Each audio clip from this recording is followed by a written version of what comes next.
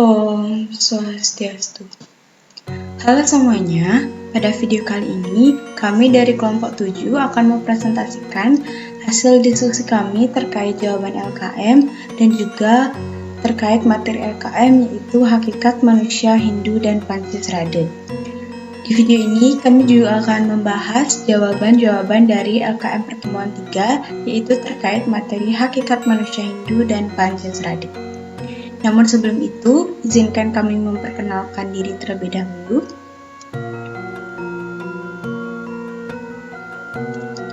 Kelompok 7 terdiri dari beberapa anggota, yaitu yang pertama Nikade Vanessa Putri dengan NIM 2513041011 yang sebagai pemateri ketiga. Kemudian Nikomang Arindia Sumerta dengan NIM 2513041027 sebagai pemateri kedua. Kemudian Kadek Meta Firdayanti dengan NIM 2513041029 sebagai pemateri pertama. Baik, langsung saja kita ke pembahasan yang pertama, yaitu mengenai pengertian Pancasrada dalam agama Hindu yang akan dibahas oleh Kadek Meta Firdayanti.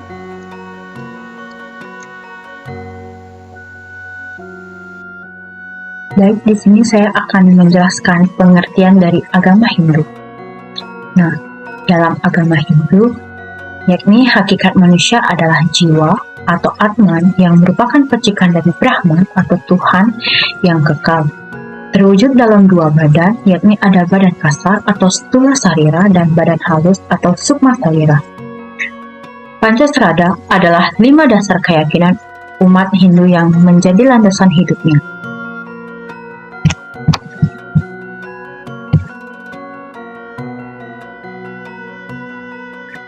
Hakikat manusia dalam Hindu, yakni manusia adalah bagian dari Brahman. Nah, manusia dipandang sebagai manifestasi dari Brahman atau realitas tertinggi yang menciptakan segalanya. Atman atau jiwa, yakni inti dari manusia adalah Atman, yaitu jiwa abadi yang berasal dari Brahman. Atman memiliki sifat kekal dan abadi, layaknya percikan sinar matahari yang berasal dari matahari itu sendiri. Badan kasar dan halus, yakni manusia terdiri dari badan kasar atau stula sarira dan badan halus, yakni sukma sarira. Baik, materi selanjutnya yaitu mengenai Pancasrada, yakni 5 keyakinan yang dijadikan sebagai 5 pokok keyakinan fundamental yang memandu umat Hindu dalam menjalani kehidupan. Seperti namanya, Pancasrada terdiri dari 5 keyakinan, yaitu keyakinan yang pertama, percaya pada Brahman, yang merupakan keyakinan pada ide Sang Yang Widiwasa atau Tuhan sebagai sumber segala kehidupan dan pencipta alam semesta. Keyakinan yang kedua yaitu percaya pada Atman, yang merupakan keyakinan bahwa setiap makhluk memiliki Atman, yaitu jiwa yang kekal yang berasal dari Brahman. Keyakinan yang ketiga yaitu percaya pada Karmapada, yang merupakan keyakinan pada hukum sebab dan akibat, di mana setiap perbuatan akan membuahkan hasil. Keyakinan yang keempat yaitu percaya pada Punarbau atau reinkarnasi, yang merupakan keyakinan akan adanya kelahiran kembali setelah kematian, yang dipengaruhi oleh perbuatan dalam kehidupan sebelumnya. Keyakinan yang kelima yaitu percaya pada moksa, yang merupakan keyakinan bahwa tujuan akhir kehidupan adalah mencapai pembebasan atau moksa, yaitu bersatunya kembali Atman dengan Brahman. Selanjutnya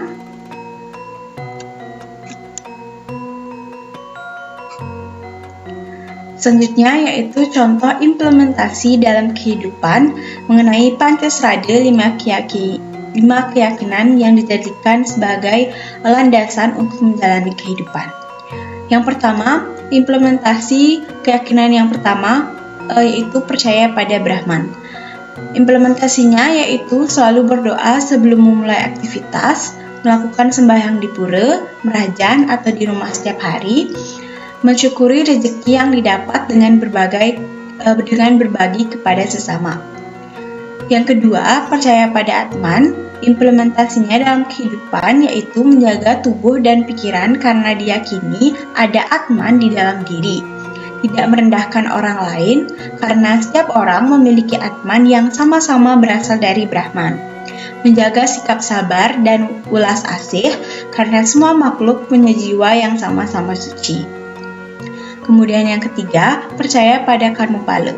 Implementasinya dalam kehidupan yaitu rajin belajar agar mendapatkan hasil baik di sekolah, menolong orang dengan ikhlas karena percaya kebaikan akan kembali, menghindari perbuatan buruk seperti mencuri atau berbohong karena yakin akibatnya akan kembali juga.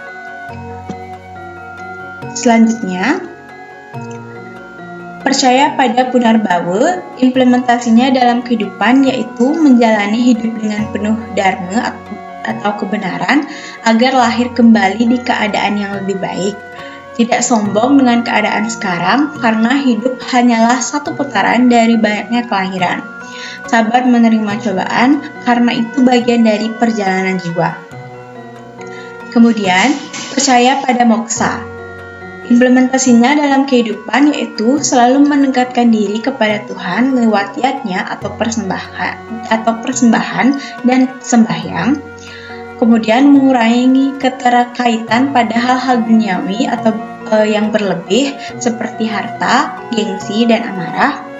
Kemudian hidup dengan damai, penuh kasih, serta mengutamakan dharma agar jiwa makin murni menuju moksa. Kemudian materi selanjutnya akan dijelaskan oleh Nisa. Selanjutnya saya akan membacakan jawaban lembar kerja mahasiswa pertemuan ketiga materi hakikat manusia Hindu dan Pancasrada. Yang pertama, manusia pertama menurut Hindu. Kalau dalam agama lain sering disebutkan satu tokoh sebagai manusia pertama. Dalam agama Hindu, konsepnya agak berbeda. Hindu memandang penciptaan manusia sebagai bagian dari proses kosmis. Brahma sebagai dewa pencipta melahirkan Prajapati atau leluhur manusia. Dari sinilah muncul sosok Manu yang dianggap sebagai manusia pertama sekaligus leluhur umat manusia. Jadi, kalau ditanya, siapa manusia pertama menurut Hindu? Jawabannya adalah Manu, tokoh yang menurunkan generasi manusia berikutnya. Yang kedua, dasar keyakinan Hindu. Dasar keyakinan dalam Hindu sumber dari kitab suci Weda, ada yang disebut Pancasrada, yaitu 5 hal pokok yang diyakini umat Hindu. Yang pertama, percaya pada Tuhan Yang Maha Esa. Yang kedua, percaya bahwa setiap makhluk hidup punya jiwa. Yang ketiga, percaya pada hukum sebab akibat. Yang keempat, percaya pada reinkarnasi. Dan yang kelima, percaya pada tujuan akhir hidup, yaitu moksa. Kelima hal ini menjadi pondasi keyakinan Hindu dalam menjalani kehidupan sehari-hari. Yang ketiga, sumber penyakit menurut Hindu. Dalam pandangan Hindu, penyakit tidak hanya muncul karena faktor fisik, tapi juga bisa bersumber dari pikiran, perilaku, bahkan karma. Beberapa penyebab antara lain, yang pertama, ketidakseimbangan 3 sifat dasar manusia yaitu triguna, sattvam, rajas, dan tamas. Yang kedua, hidup yang tidak sesuai dengan ajaran dharma. Yang ketiga, karma buruk, baik dari kehidupan sekarang maupun sebelumnya. Dan yang keempat, tidak harmonis dengan alam dan lingkungan sekitar atau melanggar prinsip Trihakarana.